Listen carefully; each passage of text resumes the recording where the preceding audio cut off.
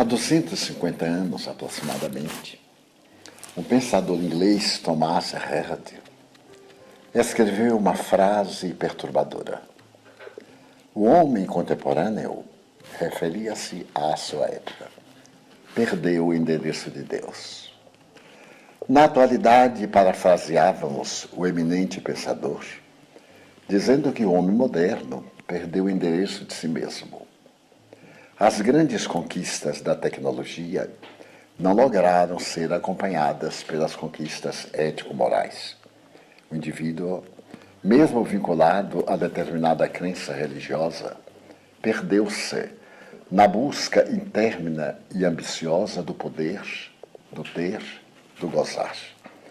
Adotando filosofias otimistas, hedonistas, o indivíduo perdeu aquilo que os psicólogos chamam, em linha geral, o sentido da vida.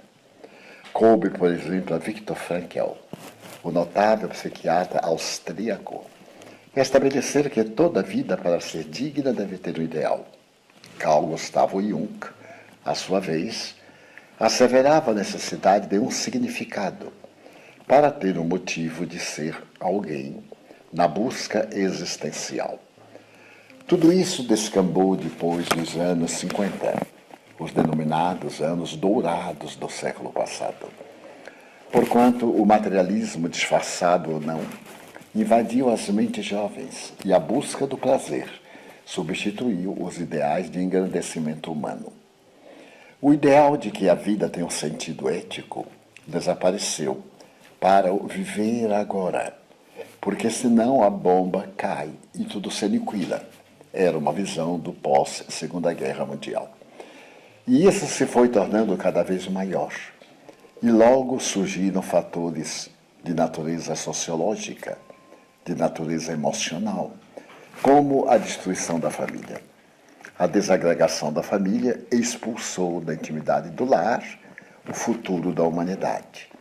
Porque os pais, dominados por um egoísmo injustificável, foram viver o prazer e esqueceram-se da educação.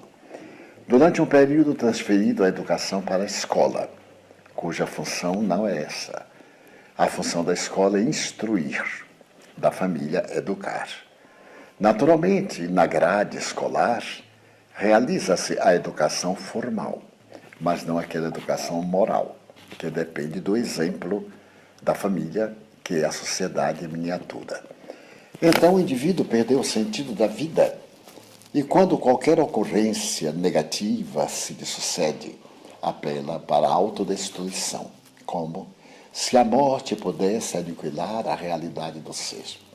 O espiritismo e o bom sentido existencial, mesmo agnóstico, estabelecem que a vida deve ser respeitada.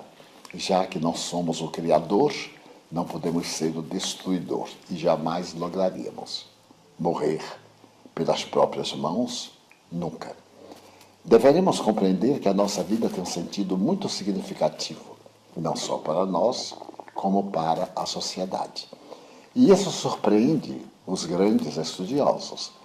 Se fizermos uma análise do fim do século XIX, do fim do século XX, os Estados Unidos da América do Norte conseguiram o maior PIB que jamais se poderia imaginar. Então, o conforto, a comodidade, as facilidades foram muito grandes, mas não conseguiram aqueles estados, a harmonia do indivíduo com a própria consciência. E a consciência foi relegada para um plano secundário. Jesus, o grande terapeuta, havia estabelecido o amor como sendo uma terapia preventiva e curadora. Falta na sociedade moderna o amor. Quando deixarmos o amor do ponto de vista de natureza religiosa para um dever social e pessoal, o suicídio desaparecerá.